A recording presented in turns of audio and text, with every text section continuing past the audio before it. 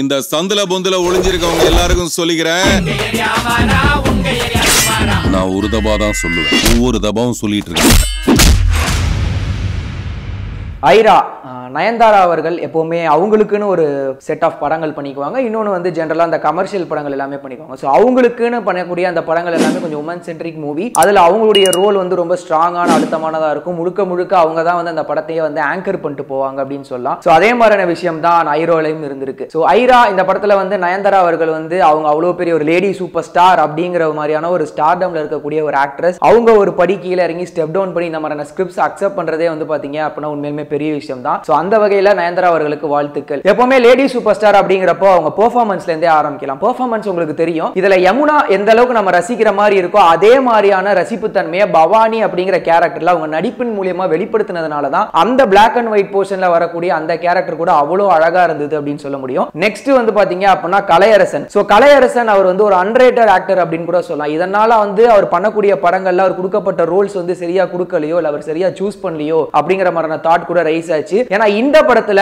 அவருக்கான அந்த ஒரு கேரக்டர் இருக்கு தெரியுமா, அந்த கேரக்டரா இருக்கட்டும் அதை பிளே பண்ண விதமா இருக்கட்டும் ரெண்டுமே வந்து பாத்தீங்க அப்படின்னா ரொம்ப சூப்பரா இருந்துச்சு அப்படின்னு சொல்ல முடியும். சோ இந்த படம் முழுக்க முழுக்க ஒரு கேரக்டர் ட்ரிவன் மூவியா தான் இருக்கும். அது ரொம்ப மினிமலிஸ்டிக்கான கேரக்டர் தான். சுந்தர்சி சார் படம் மாதிரி சும்மா ஒரு 100-150 பேர்லாம் கொண்டு வராம ரொம்ப சிம்பிளா ஒரு 4-5 பேரை மட்டுமே வச்சு அவங்களையா அழகா வந்து கதையை வந்து நகர்த்திட்டு போயிருக்காரு சர்ஜுன். படத்துல மத்த கேரக்டர்ஸ் எல்லாம் பிளே பண்ண லைக் யோகி பாபு, அப்புறம் அந்த பாட்டி கேரக்டர் பிளே பண்ணவங்க ஜெயபிரகாஷ் சார், அப்புறம் அந்த சின்ன பையன் அஸ்வந்த், இவங்க எல்லாருக்குமே அவங்களுக்கு கொடுக்கப்பட்ட ரோல் ரொம்ப மினிமலிஸ்டிக்கா இருந்தாலும் அது ரொம்ப நீட்டா நேச்சுரலா யதார்த்தமா இருந்தது அவங்களோட ஆக்டிங் ஸ்கில்ஸ். சோ அந்த வகையில சர்ஜுன் சார் ஓவராலா பெர்ஃபார்மன்ஸ் வைஸ் பார்க்கும்போது யாருக்கிட்ட இருந்து எந்த விதமான ஓரவஞ்சனையும் பார்க்காம அவங்க எல்லார்ட்ட இருந்து பெஸ்ட் வந்து வாங்கி இருக்காரு அப்படின்னு சொல்ல முடியும். படத்துடைய first half and second half எடுத்துக்கிட்டோம் அப்படின்னா ஃபர்ஸ்ட் ஹாஃப்ல முழுக்க முழுக்க வந்து பாத்தீங்கன்னா அந்த ஹாரர் அந்த த்ரில்லர் எலிமெண்ட்ஸ் அங்கங்க வச்சிருக்காங்க. அது போக அது வந்து கதைக்கும் அவங்க காட்டக்கூடிய விஷயத்துக்கும் எதுக்காக ஒரு லிங்க் இருக்கா அப்படின்னா மேஜரா லிங்க் எதுவுமே தெரியாது. ஏதோ ஒரு விஷயம் நடக்குது, அது ஏன் நடக்குது அப்படிங்கிற ஒரு क्वेश्चन மட்டும் தான் நமக்குள்ள வந்து ரைஸ் ஆயிட்டே இருக்கும். பட் செகண்ட் ஹாஃப்ல தான் முழுக்க முழுக்க கதையே வந்து டிராவல் ஆகுது, ஓபன் ஆகுது அப்படின்னு சொல்லலாம். இன்ஃபேக்ட் மாதீவன் அப்படிங்கிற ஒரு கேரக்டர், அதாவது அமுதன் சின்ன வயசுல பண்ண அந்த கேரக்டர் வந்து அவருல இருந்து தான் அந்த ஸ்டோரியே வந்து ஸ்டார்ட் அப் ஆகுது.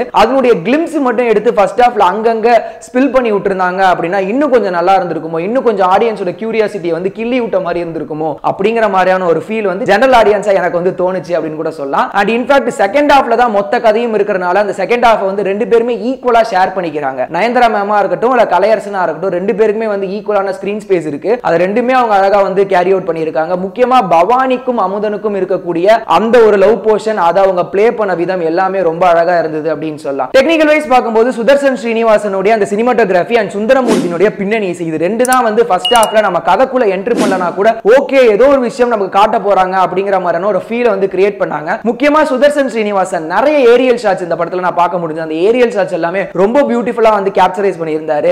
நிறைய லைட்ஸ் எல்லாமே உள்ள செட் பண்ணி ஒரு மூட கிரியேட் பண்ணி அதுக்கேற்ற மாதிரி பின்னணி இசை சுந்தரமூர்த்தி வந்து ஏதோ ஒரு விஷயம் நடக்க போது பாரு அப்படின்னு சொல்லிட்டு கொஞ்சம் கொஞ்சமா கியூ பண்ணி நம்மள பார்க்க வச்சதான் அந்த படத்தினுடைய அழகு அப்படின்னு கூட சொல்ல முடியும். எடிட்டிங் வைஸ் பார்க்கும்போது படத்தை இன்னும் கொஞ்சம் கிறிஸ்பா கட் பண்ணிருக்கலாமோ அப்படிங்கிற மாதிரியான ஃபீல் கிரியேட் ஆகலாம். பட் ஓவராலா அந்த படமா பார்க்கும்போது அவங்க வந்து எப்பவுமே ஒரு பேய் வருது அப்படின்னா அது ஒரு ரிவெஞ்சா தான் இருக்கும். அந்த பேய் ரிவெஞ்ச் பண்றதுக்கான அந்த பேக் ஸ்டோரி, அந்த பேக் ஸ்டோரிக்கான அந்த ப்ராப்பரான ரீசன் இது எல்லாமே நம்ம எக்ஸ்பெக்ட் பண்ணுவோம். பட் லாஜிக்கலா பேய் படத்துல ஏன் பேய் பின்னாடி வருது அந்த மாதிரி விஷயங்களை நம்மளால யோசிக்க முடியாது. ஏன்னா நம்ம பார்த்துட்டு இருக்கிறது வந்து தமிழ் சினிமா. அது மட்டும் இல்லாம பேய் படங்கள் அப்படினாலே அதுக்குன்னு ஒரு சாஸ்திர சம்பிரதாயங்கள்லாம் இருக்குல்ல, அது எல்லாமே கேரி அவுட் பண்ணிருக்காங்க. பட் அவங்க வந்து அந்த ரிவெஞ்சுக்கான ஒரு பேக் ஸ்டோரி வச்சிருக்காங்க. அண்ட் அந்த மோட்டிவ் இருக்கு தெரியுமா, அந்த மோட்டிவ் வந்து லைட்டா கன்வின்சிங்கா இல்லையோ அப்படிங்கிற மாதிரியான ஃபீல் வந்து கிரியேட் ஆகுது. மேபி இது எனக்கு கன்வின்சிங்கா இல்லாம இருக்கலாம், உங்களுக்கு கன்வின்சிங்கா இருக்கிறதுக்கான ஆப்பர்ச்சுனிட்டி கூட நிறையவே இருக்கு. ஓவராலா இது ஒன் டைம் வாட்சபிள் மூவி. எல்லாருமே தியேட்டர்ல போய் பார்த்து என்ஜாய் பண்ணுங்க. இந்த படத்துக்கு எங்களுடைய ரிவ்யூ டீம் தரக்கூடிய ஸ்கோர் அவுட் ஆஃப் 5க்கு 2.75. இந்த படம் நீங்க பார்த்ததுக்கு அப்புறம் உங்களுடைய இன்ட்ரெஸ்டிங்கான இன்புட்ஸ் எதுவாக இருந்தாலும் அதை மறக்காம கீழே உள்ள காமெண்ட் செக்ஷன்ல எங்க கூட ஷேர் பண்ணிக்கங்க. ஐரா படத்தினுடைய டெக்ஸ்ட் ரிவ்யூ நீங்க படிக்கணும்னு ஆசைப்பட்டீங்க அப்படின்னா அதுக்கான லிங்க்கும் கீழே உள்ள டிஸ்கிரிப்ஷன் as well as இந்த ஃபர்ஸ்ட் கமெண்ட் பாக்ஸ்ல இருக்கு, நீங்க போய் பார்க்கலாம். எனவே இந்த வீடியோ உங்களுக்கு பிடிச்சிச்சா, இது மாதிரி நீங்க நிறைய வீடியோ பார்க்கணும் அதுக்கு என்ன பண்ணணும் அப்படின்னு தானே கேக்குறீங்க. அதுக்கு நீங்க நெட்டி ஃபாரியா சப்ஸ்கிரைப் பண்ணணும். அதே எப்படி பண்ணணும் அப்படின்னு கேட்டீங்கன்னா